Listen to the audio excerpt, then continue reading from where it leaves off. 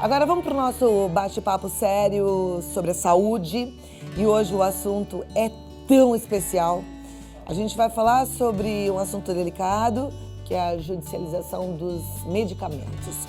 Os idosos já representam 12% dos 201 milhões de brasileiros. E com a expectativa de vida de 71 anos para homens e 78 anos para as mulheres, esse percentual continuará aumentando nos próximos anos. Essa mudança torna uma série de doenças mais frequentes. Isso é fato.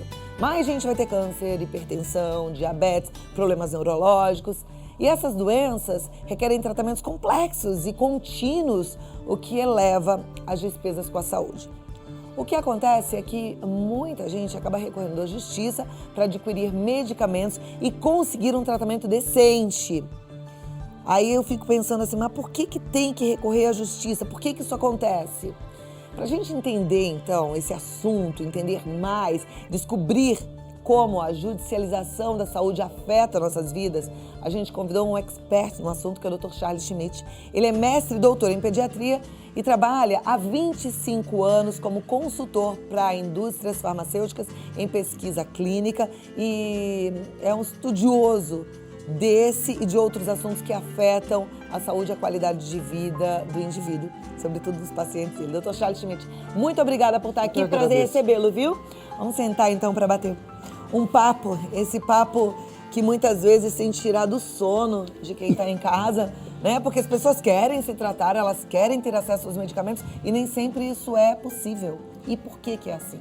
Bom, é como você explicou, tudo começa basicamente na nossa Constituição de 88, que provê integralidade de serviços de saúde e medicamentos para todo mundo e de forma que se esquece igualitária, né? Então, uma coisa que foi pensada há 30 anos atrás, e como você falou, a idade da população está ficando muito mais idosa, e ficou muito mais idosa de uma forma muito rápida.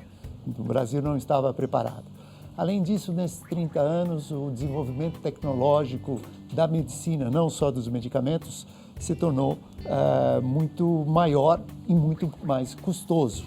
Então, o cobertor é curto. Não dá para atender de forma a todo mundo da mesma maneira como se imaginava, né? E tem muitas práticas que, na verdade, não são adequadas para todo mundo. Então, há um incentivo, algumas vezes, de tratamentos mais custosos que, na verdade, não são necessários, né? Além do que, o nosso sistema de saúde ainda é muito caótico e ficou mais caótico ainda nos últimos anos. Então, você tem um problema de gestão da saúde, uma falta de informação, de integração das informações de saúde de quem utiliza o sistema e, o pior, corrupção. Nossa, na verdade, eu vejo que o indivíduo ele está órfão, né? Ele não tem nem o sistema e ele também não tem o médico que está ali pronto para ajudá-lo, né? Que muitas vezes está também corrompido e acaba receitando o que não é necessário. O que acontece tanto no sistema público de saúde, né, e no sistema privado, que seja de planos de seguros de saúde ou de assistência privada à saúde, é realmente a falta de informação e integração. Às vezes você passa no médico e ele repete o número de exames que outro já pediu e nem sabe que pediu e esses dados estão lá. Então, eu tenho um gasto muito grande e esse gasto está ficando inadmissível. Recentemente, o Ministro da Saúde passou uma informação que nós temos, em forma de judicialização da medicina, gastando quase R$ 1 bilhão ao mês. Não há país no mundo que sustente um sistema dessa forma. Esse valor ele está ligado a pedido via judicial para cobrir um tratamento, é isso? Grande parte sim, porque às vezes as pessoas não encontram o mecanismo, porque o medicamento, não vamos esquecer que grande parte desses medicamentos são para doenças raras e raríssimas, né? Que são tratamentos extremamente custosos, que chegam a custar R$200 mil por ano, R$300 mil por ano. Não vamos dizer que a vida é sagrada e tem que ser respeitada. Mas muitos desses medicamentos não têm a sua aplicação prática, real, resolutiva do problema desses Mas quem pacientes. é que vai fazer esse julgamento? Pois é. E deixar o paciente tranquilo de que ele está fazendo tudo o que ele pode para manter-se vivo? Hoje, ou quem ama? no dia 7 de novembro, está se reunindo a ministra do Supremo Tribunal Federal com um conselho... Na semana passada, já sei. Isso. Com um conselho de médicos assessores que vão trabalhar juntos com os juízes para ajudar os juízes a decidir se é ou não adequado a liberar essas liminares. Porque tem muita gente, tem muitas pessoas que utilizam liminares, por exemplo, para conseguir fraldas descartáveis ou leite para criança, que na verdade não tem que ser dessa forma. E não vamos esquecer também que quando a gente entra com liminares da justiça, o custo para o governo sai muito mais caro. O governo compra normalmente produtos com desconto na sua programação. Se você entra com judicialização na medicina, o juiz dá uma liminar e o custo desse produto sobe às vezes 50%, porque ele tem que ser comprado de imediato. Agora, na verdade, não deveria nem ser judicializado, porque assim, a gente deveria ter um corpo clínico coerente e que só receitasse o que de fato era necessário e que só pedisse os exames necessários. Bom, Não é. essa seria a questão ideal. Porque quem é o juiz? Coitado do juiz que vai ter que julgar uma coisa que ele nem conhece. Então, isso se parte em protocolos clínicos e medicina baseada em evidência. Não é todo medicamento novo que é melhor do que o antigo e que traga um benefício exatamente muito maior, principalmente, eventualmente, em medicamentos oncológicos de última geração que custam muito dinheiro.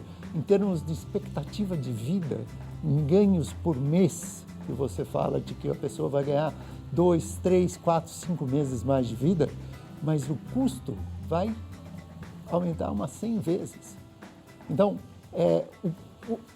como eu falei, é curta a capacidade de dinheiro de se pagar e tem que se analisar. Existem países que analisam isso. É meio chato dizer que a vida você não pode colocar preço, né? Mas quando você está lidando com saúde pública, esse fator entra.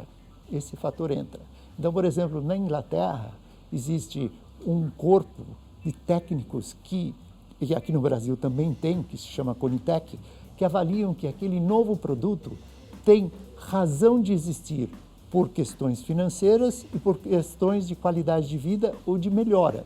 Eu tenho que saber que aquele produto novo que está em incorporação de uma nova tecnologia vale a pena que o SUS faça integrar. E muitas vezes não faz. Mas, por uma questão de comunicação, empoderamento do paciente, escuta, ou médicos que prescrevem de forma não adequada, ele fala, eu quero esse último medicamento. Claro, porque a gente quer tudo que tem de novidade, a gente quer estar vivo. E ele entra na justiça. O juiz que não sabe direito, ou ele não consegue um conselho com outro colega, ou libera uma liminar.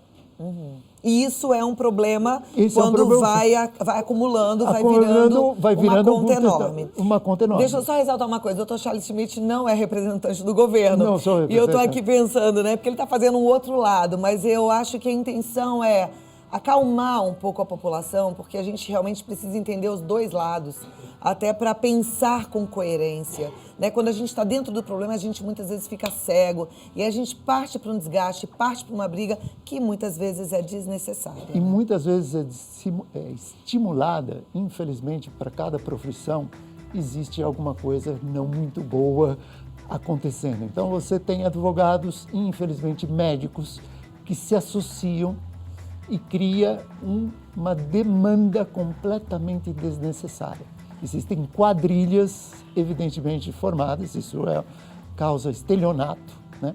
Porque interfere. Tem profissionais que trabalham quase no Facebook ou trabalham com várias pessoas estimulando a judicialização da medicina, né? Porque assim eles ganham muito dinheiro, né? E quem é lesado somos todos nós. Porque quem realmente precisa, às vezes vai ficar sem. Então, a melhor forma de trabalhar Quando eu tenho problemas e preciso de alguma coisa realmente necessária, existem muitas associações de pacientes, principalmente associações de pacientes com doenças raras e raríssimas, que são honestas, são transparentes, outras nem tanto, mas que trabalham e ajudam a conseguir esses produtos e esses tratamentos. Porque não é só o medicamento. Você tem a fisioterapia, você tem a necessidade de outros cuidados. Às vezes o medicamento tem que ser administrado de forma especial e que dentro daquela comunidade o paciente não tem nem como administrar o medicamento, nem como guardar na temperatura adequada. Então, há uma perda muito grande desses produtos. Né? A forma como se compra os produtos e sem um planejamento, se perde muito dinheiro.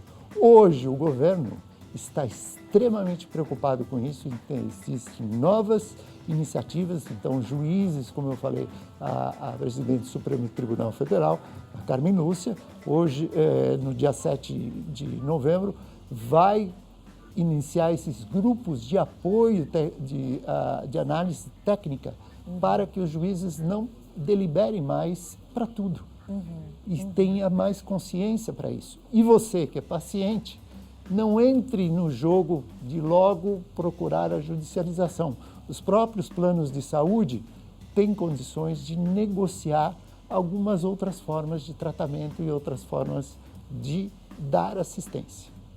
Na verdade, resumindo, é assim, calma, não entra na briga, dá uma olhada primeiro, vê se faz sentido, examina os dois lados, né? É muito interessante porque o ser humano, ele gosta de uma briga e de uma confusão. Eu estava pensando aqui no meu bate-papo com o Dr. Charles Schmidt, lembrando de um bate-papo que eu vi outro dia na televisão, num outro programa de televisão, em outra emissora, e que ali era assim, vai pra briga e briga. E é claro que aquele que incita a briga tem uma audiência enorme, não tem problema. A gente aqui nada na contramão, mas a gente nada buscando a razão, buscando o equilíbrio e decisões mais assertivas. E eu acho que nessa hora, quando a gente fala de saúde, a gente fala de direito, a gente tem que ser assertivo, né? Porque na Constituição a gente fala de integralidade, então todo mundo teria o seu acesso à medicação, mas existe um outro termo que diz equidade, ou seja, seria para todos, igualmente para todos. Você não pode levar todos os recursos só para uma camada de uma população e sim distribuir equitativamente a questão do dinheiro. A grande dificuldade é que a gente tem um povo aí que está sofrido, um povo Sim. que tem visto cortes atrás de cortes, que tem visto muita roubalheira, né? É muito dinheiro, um dinheiro que a gente não consegue imaginar de tão grande que é e de repente falta um medicamento, né? Aí é claro que cada órgão, cada setor tem o seu dinheiro, o seu caixa, enfim, mas a gente se sente lesado o tempo todo, né? O grande problema também é o que a gente falou, não existe um gerenciamento adequado da saúde no Brasil. O Brasil está atrás, muito atrás em muitas questões, como eu falei, a busca de dados, a integralização dos dados do paciente. Então, se eu sei, em cada vez que o paciente passa em alguma consulta, o tipo de exame que foi pedido, que tipo de tratamento que ele recebeu, o que eu posso programar de compra de medicamentos de forma mais barata, eu estou fazendo uma gestão da saúde de forma mais adequada e economizando. Agora, isso tudo começa também em casa, né? Eu acho que é sempre legal a gente pensar assim, qual é o meu papel nessa história toda? De repente, você acabou de fazer um monte de exames, vai no outro médico, ele também te pede um monte de exames, você fala, doutor, eu tenho aqui, olha, eu fiz tem um mês, tem 15 dias, vê se está válido. De repente, a gente já economiza bastante, né? Você fala, tá todo mundo gastando, vou gastar também? Não. Pensa no que é que você pode fazer como cidadão. Porque grande parte, a gente já tem esses dados, 90% dos exames médicos pedidos são normais. Se eles são normais, eventualmente não deveriam ter sido pedidos, porque a clínica é soberana. Você pede um exame complementar para comprovar a sua hipótese diagnóstica. Aquela história de você entrar no consultório médico e fazer... Mas hoje em dia a clínica é soberana, mas aí é que tá. A gente também vai precisar exigir que essa clínica seja soberana, porque o médico normalmente nem olha mais para casa do paciente. Como é que é seu nome? Ah, tá aqui, tá, tchau. Pois é, isso né? não é adequado. E quem tem o poder de decidir, às vezes, é o próprio paciente. E então, o que é a clínica? Voltando lá para trás e tentando deixar claro para quem está em casa, o que é uma consulta clínica bem feita? Uma consulta clínica bem feita é um histórico de questionamento dos seus sinais e sintomas que o paciente conta. Isso toma tempo, né? Eu tenho que perguntar, você tem que se lembrar, você tem que definir, eu tenho que lhe examinar, eu tenho que apalpar, auscultar, né? Fazer um exame clínico completo e fazer algumas hipóteses. Baseado em algumas hipóteses, você vai pedir certos exames. É diferente quando você está pensando num check-up, mesmo num check-up, dependendo da idade, você não precisa fazer uma série de exames. Certamente mamografia, Papa Nicolau, estamos no Novembro Azul, para o homem, o PSA, o toque retal, exames de próstata. Mas existe uma limitação que você utiliza e que basta. Né? Como a medicina evoluiu com consultas curtas, má formação de médicos, você tem uma quantidade enorme de faculdades de medicina que foram abertas e que você não sabe a qualidade. Hoje, o Conselho Federal de Medicina está instalando um sistema de validação desses cursos. Então, há vários fatores que aumentam o custo da medicina que não necessariamente eu preciso entrar em judicialização. Judicialização é simplesmente o resultado do que não foi feito para que ela não ocorresse. Nós estamos chegando ao final de um processo não adequado. E que a gente pode estancar e a gente no próximo bloco fala como a gente vai atuar como um cidadão que não quer que isso tudo termine lá num emaranhado completo, mas a gente quer que o sistema comece a funcionar. E aí tem coisas que a gente pode fazer, a gente fala sobre isso no próximo bloco. Não deixe de assistir. Hoje a gente começou o programa com um assunto denso, mas chamando a atenção de todos nós para um país que a gente sonha em viver um dia. A gente sonha com um país mais justo, a gente sonha com um país decente, com um país limpo, com um país que cumpra de fato aquilo que a lei manda. Mas para isso a gente tem que começar mesmo na célula menor, que é na família, né? Na verdade é a nossa atitude como pai, mãe, educador, ali a família, depois a nossa comunidade, e aí a gente vai ter um país melhor. E hoje a gente está trazendo um assunto muito interessante, inclusive para o dia de hoje, que é um feriado nacional importante, que é a judicialização da saúde. Infelizmente, a gente tem visto um panorama triste, como muitas coisas são tristes também aqui no país, principalmente nesse ano, que é um complô errado até de médicos com advogados, incitando muitos pacientes a entrarem de forma errada, desequilibrada na justiça para conseguir tratamento, muitas vezes desnecessário. É isso, Dr. Charles Schmidt? Infelizmente, não de forma generalizada, mas que em toda a profissão você tem os seus desvios, né? E que procura, eventualmente, em população desfavorecida, né? Que eu vou te tratar, eu vou te dar toda a assessoria com meus advogados, ou seja, o médico atende com advogado ao mesmo tempo, e que já tenta fazer com que o paciente já entra exatamente em judicialização da medicina, cobrando por tratamentos que normalmente são muito mais baratos, por valores estratosféricos, eventualmente que chegam a custar 4 milhões de reais simplesmente para fazer fisioterapia. Então, não há sistema que aguente alguma coisa como essa. Não, e a gente não quer fazer parte desse sistema corrupto, tá certo? Porque assim, a gente está vivendo um ano em que a população vai para a rua para dizer não à corrupção. Então a gente só não pode agora ir para o outro lado, né? E querer fazer parte dessa história toda. Mas eu sei que muitas vezes a gente não faz isso conscientemente. Muitas vezes é por falta de conhecimento, é pelo apego à vida. Óbvio, todo mundo quer viver mais, quer viver bastante, quer viver com qualidade. E aí, até por ingenuidade. Então, o que a gente precisa saber? Então, precisa saber que existem outras opiniões de colegas, sempre prestar atenção, alguma coisa que parece fora do padrão normal, ou seja, médicos trabalhando com advogados, isso é proibido por lei, né? Não se trabalha dessa forma, e quando se oferecem milagres onde esses milagres não existem. Muitos desses colegas ainda têm correlação com farmácias de manipulação e fabricam medicamentos que não têm um efeito que deveria ser desejado e que também ganha o dinheiro, que também é ilegal sobre esse tipo de atuação. Então, primeiro, médico com advogado não existe. Desconfie, sai fora. Segundo, médico casado com farmácia de manipulação não existe. É proibido, cai fora. Já temos duas coisas bem detalhadas para a gente ficar atento. A outra coisa é, se você tem alguma doença realmente rara, ou foi diagnosticado uma doença rara, existem outras populações que têm a mesma doença rara e associações.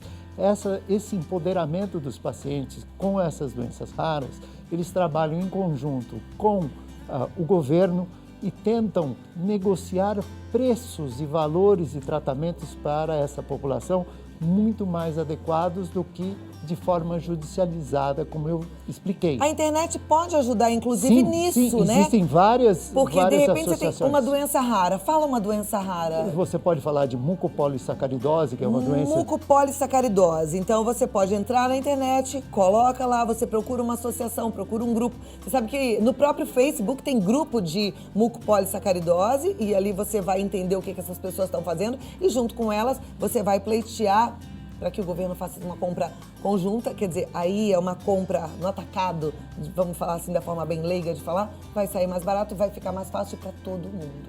Existe uma outra coisa que as pessoas não entendem, que eventualmente não tem tratamento, né?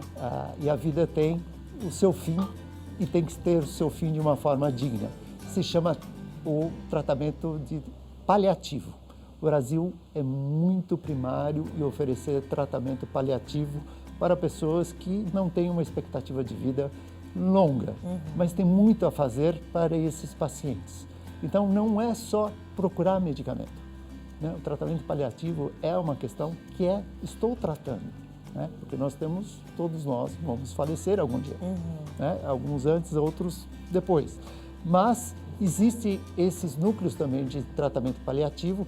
Infelizmente, o Brasil não tem muitos, mas nós devemos estimular essas questões, porque muitas vezes não tem o que se fazer, né? Em termos de um tratamento efetivo, né? E deixa eu te perguntar uma coisa, pensando no empoderamento do paciente, se ele vê uma situação dessa, de um médico que não indica um tratamento paliativo, de um médico que está associado a um advogado, de um médico que está associado a um laboratório, ele tem como... atuar, fazer uma reclamação, Sim, uma queixa? O Conselho Regional de Medicina é um bom caminho. Então, né? o paciente entra no Conselho Regional de Medicina. Né? Se ele se achar lesado, tem o Código do Consumidor, o médico não está fora do Código do Consumidor, ele pode se utilizar de advogados e dizer que foi lesado pela forma como foi tratada. Se ele não tiver sido lesado, mas ele está achando estranho, o médico está fazendo uma proposta indecente para ele, no sentido de ser, por exemplo, uma dessas coisas que eu falei. Ministério Público. Vai direto no Ministério Público e faz uma queixa. Faz uma queixa, né? Procura trazer os maiores dados, porque senão a gente não sabe. A gente, em relação com o médico, ainda bem, porque a grande maioria dos profissionais, meus colegas, são pessoas probas, são dedicados, mas infelizmente tem também o seu lado ruim, como qualquer profissão. E aí as pessoas às vezes ficam intimidadas em não entrar nesse problema, mas essas pessoas lesam muito. Então, se o seu plano de saúde subiu mais do que a inflação, tem uma razão, porque o custo vai aumentando e ele tem que ser distribuído para todos. Esse plano de saúde que subiu muito e mais do que a inflação pode estar ligado ao excesso de... Mas também, assim, excesso de exame, excesso de internação desnecessária, de cirurgia desnecessária, tudo isso. Tudo isso. O que, na verdade, não seria exatamente judicialização, mas uma prática, ou vamos dizer, uma medicina que não é custo-efetiva adequada. Então, erramos, eu, você e todos nós, quando a gente pega, por exemplo, um pedido de 500 mil exames desnecessários, fala, tá bom, eu vou fazer o plano de saúde que paga. Tá errado. Tá errado, porque todo mundo vai pagar. Então, presta atenção, porque isso cai lá no nosso bate-papo inicial do programa. Se a gente quer um mundo melhor, a gente tem que ser melhor. Então, a gente tem que ter uma atitude coerente. Porque a gente fica com a ideia que é a empresa que paga. Bom, a empresa paga, eu vou utilizar porque eu acho muito interessante. Na verdade, a conta vem depois.